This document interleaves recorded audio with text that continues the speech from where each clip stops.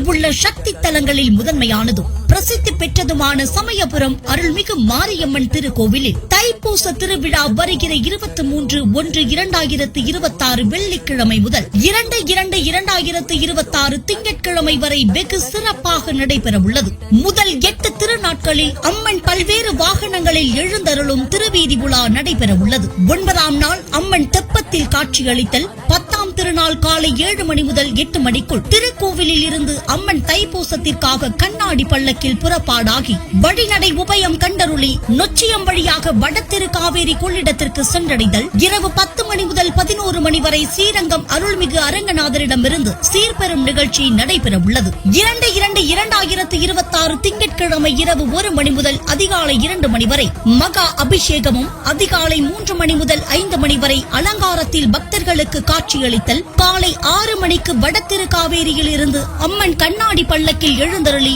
நொச்சியம் மண்ணச்சநல்லூர் வழியாக வழிநடை உபயங்கள் கண்டருளி இரவு 11 மணிக்கு ஆஸ்தான மண்டபம் சேருதல் என சிறப்பான விசேஷ நிகழ்வுகள் நிகழவிருப்பதால் பக்தர்கள் அனைவரும் கலந்து கொண்டு அம்மன் திருவருளை பெற்றுச் செல்லுமாறு கோவில் நிர்வாகம் சார்பாக அன்போடு கேட்டுக் கொள்ளப்படுகிறது.